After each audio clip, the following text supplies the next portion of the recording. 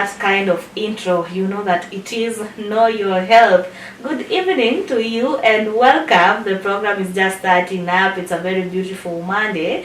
And today we are discussing about cervical cancer. You know, last week we were discussing about cancer in general, and we were just trying to understand what cancer is, what the causes are, how it is diagnosed, and how it is treated. But today we are going to check at the specifics, and we are starting with cervical cancer. My name is Sylvia Nyongesa, and of course our lines are open. Our SMS line is 0746-780588, or you can go to our Facebook page at Imani Television and put there a comment. We will be very glad to speak to you. Of course, you can send in your questions, your suggestions, anything that you want the doctor to address. We will be addressing those concerns and your questions. You'll be getting all the answers here about your health, and of course even matters nutrition. And of course in studio we have Robert Nyandika to help us understand cervical cancer. Welcome. Thank you so much. You know, last week we were discussing about cancer, and it brought a lot of curiosity towards people, because you know people are dreading that disease. It is almost the disease that people fear the most right now, and I think partly because there is no known cure of cancer. But tonight we are looking at cervical cancer. What is cervical cancer? Okay, this is a type of cancer that affects the cells of the cervix. That is the lower part of the uterus, which is connected to the vagina. Mm-hmm. Yeah. Okay, and you know, they say that the human papilloma virus. Yes. What is the correlation with cervical cancer, given that it is actually an infection? The causes of cervical cancer, mm-hmm. or cervical cancer, mm-hmm. is a virus, mm-hmm. which is called human papilloma virus, mm-hmm. and there are so many types. Yes. There are over 100 types of HPVs, mm-hmm. but which causes different types of cancer to men and women, mm-hmm. but we have specific mm-hmm. subtypes, mm-hmm. which causes cancer, mm-hmm. cervical cancer to ladies. That is type 16 and 18. Those are the specific HPVs that causes cervical cancer. Well, yeah. Now looking at cervical cancer, what are the signs and symptoms, the early signs that one can detect? Signs are many, mm-hmm. but I want to mention the common one. Mm-hmm. One is we have abnormal vaginal discharge, mm-hmm. heavy, and normally it is accompanied by some odor. Mm-hmm.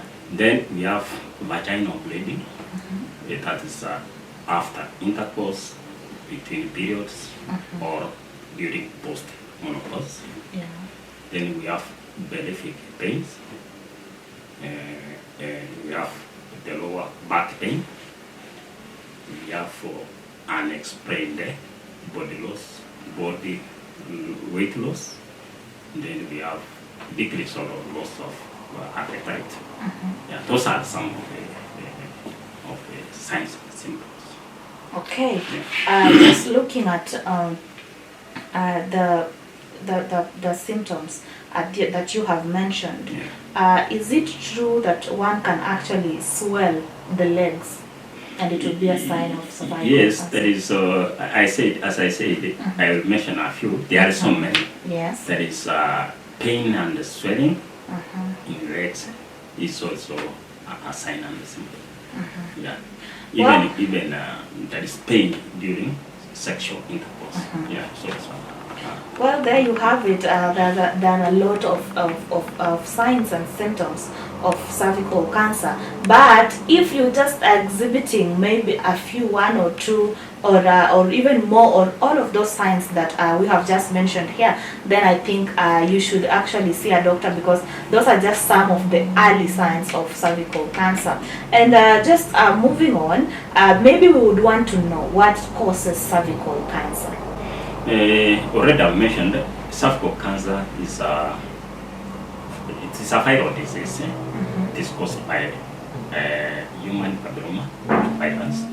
As I said, there are so many types, over 100, but it is only the 16th type and the 18th type that causes the cervical cancer to ladies mostly. Daktari, even as we are talking about it being a viral infection, viral disease, some would say that there are some factors that would make you more vulnerable to contract this kind of disease. And we would say that maybe some women or some ladies are more likely to get cancer than others. What are these factors that would make one person be more vulnerable to this disease than the other person? According to science, it has been found that one of the factors is the family history. If there is a member within the family who was early diagnosed with the cancer, then there's a possibility of other family members to get cervical cancer. Then we have the habit of not attending healthcare services is also a risk factor. And then also smoking, the chemicals in tobacco. Yes. I came to realize there are so many women who smoke. That chemicals in tobacco can easily put you at risk of getting cervical cancer. And then the immunity of the body is also very important, especially if you look at the patients, most of those are affected or infected with HIV/AIDS, their body immunity comes down, so they are also at a higher risk of getting the cervical cancer. Yeah. And I read somewhere that it is very likely for women between the ages of 35 to 44 or 50 to be diagnosed with cervical cancer.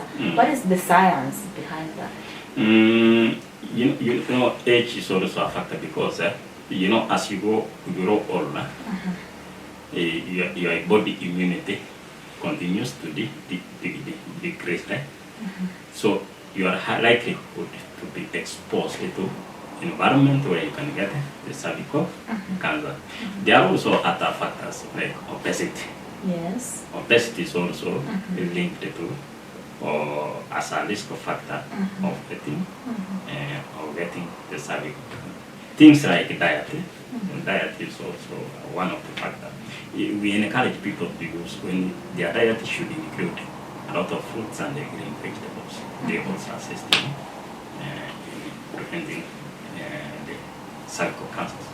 Now we know what the signs and symptoms of cervical cancer are, what are the risk factors, and I don't know about you, but for me I've realized that since we started talking about cancer, some things keep coming up, especially the fact of the part where we talk about diet. It really comes up when you're just discussing about cancer. So I think it is very important that you take care of your diet, and as well as we have been told, we should always be very careful about even the things that we use, of course, especially as ladies, as women and everything, so that we make sure that we are safe from some of these infections. Now, Daktari, maybe just moving on, maybe you can tell us how will I know that I have cervical cancer? I have found out that I have some of the symptoms that you have mentioned, or maybe all of them. What are the steps that I need to take before now I confirm that I have cervical cancer? The steps you need to do is that we encourage people to do what we call seek assistance to go for medical checkup screening regularly. Yeah, so that they can be able, if there is a development of such kind of cancer, it can be detected as early as possible so that it can be managed at a primary stage. Okay. Maybe you can just take us through the diagnosis process. Normally, when we do diagnosis, there is a test which is done. Okay. First, there is a screening, and if doctors detect or suspect there is something coming up in your body, we take a test. We call it the pap smear. They take a sample of the cells from that particular place, the cervix, and then it goes for analysis within a few days, and then they will get the results. How long does that take? It depends on the workload. I cannot promise you it takes 2 days, 3 days. It depends on which facility you are visited and the workload. Let me give you an example. Like we normally take samples of COVID patients. Yes. You don't expect to get results immediately, but depending on the type of testing, the test can take 2 to 3 days. But also, it depending on the sample sizes you have, they can even take a week. If you have thousands of samples, and those samples, you cannot manipulate. It is a machine which processes. So it will depend on the workload. If there are a few samples, you can take shortest time possible to get the results. All right, we've heard there about the diagnosis of cervical cancer. Then you have to go visit your nearest health facility, and you will get directions from there on how you're going to go about it, so that you can be told whether you have cervical cancer, or maybe it is just a scare, maybe it is something else. Now we're taking a very short break, but when we come back, we will be talking about other things, as well as these other things that we are calling something else. You know, you might be thinking maybe you have cancer, but it is not cancer. Maybe it is something else. So we will be talking about those related conditions to cervical cancer. Don't go too far.